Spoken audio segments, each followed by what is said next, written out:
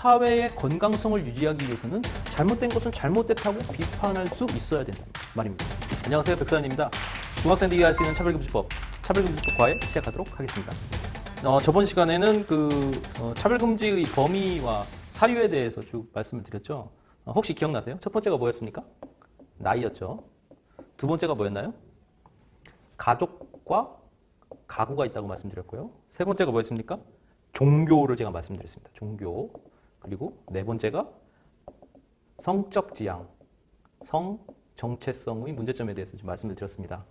제가 이번 시간에 말씀드리고 싶은 거는 그 차별금지 사유를 도덕적인 것과 비도덕적인 것을 한번 제가 구분해서 한번 보여드리겠습니다. 그러면 이것이 과연 비판할 수 있는 것인지 비판이 불가능한 것인지가 확연하게 드러나거든요. 한번 분류해 보도록 하겠습니다.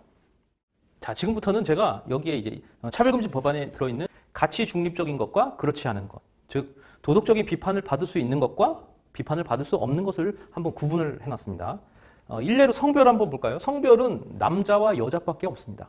여자라고 해서 도덕적으로 비판을 받지 않습니다. 한국 사회에서는 남자라고 해서 열등하거나 잘못됐다고 비판을 받지 않습니다. 성별은 있는 그 자체로 가치 중립적인 거예요. 마찬가지죠. 장애도 마찬가지죠. 장애를 갖고 있다고 해서 열등하거나 도덕적으로 비판을 받아야 대상이 되지 않습니다. 왜요? 가치 중립적이에요, 장애는. 마찬가지로 나이, 언어, 출신 국가, 용모, 신체 조건, 혼인 여부, 임신 또는 출산, 가족, 형이 시효된 전과, 학력, 고용 형태, 병력 또는 건강 상태, 사회적 신분으로 그 사람이 도덕적으로 우월하거나 도덕적으로 열등하다거나 도덕적으로 비판받아야 된다고 한다면 그 사람은 차별을 행하는 게 맞습니다. 하지만 가구의 형태와 상황, 종교, 사상 또는 정치적 의견, 성적 지향, 성별 정체성은 도덕의 영역이 포함되는 항목들입니다. 구체적으로 볼까요? 종교부터 한번 볼까요?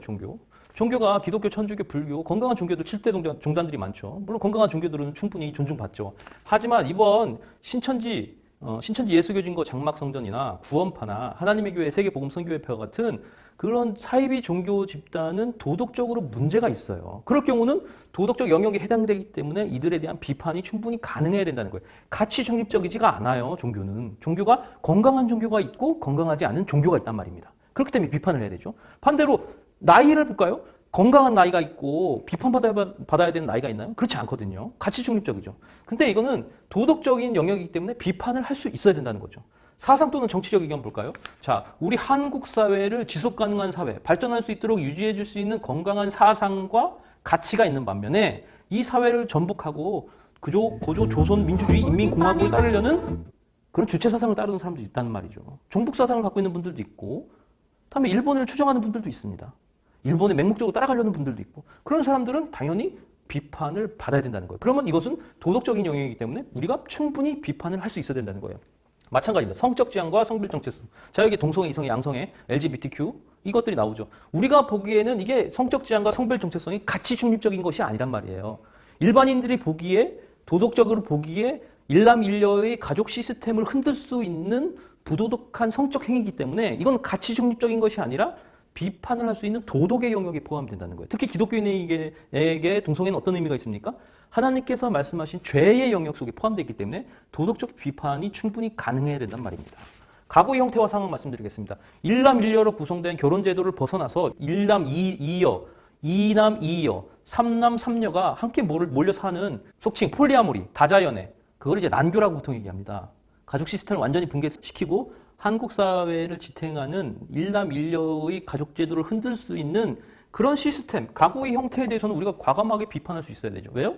사상, 양심, 종교의 자유를 통해서 이 사회의 건강성을 유지하기 위해서는 잘못된 것은 잘못됐다고 비판할 수 있어야 된단 말입니다. 하지만 성별, 장애, 나이, 언어, 출신 국가 같은 경우는 가치 중립적이에요. 우리가 비판해서는 안 돼요. 그거는 분명히 차별에 해당된다고 말씀드릴 수 있습니다.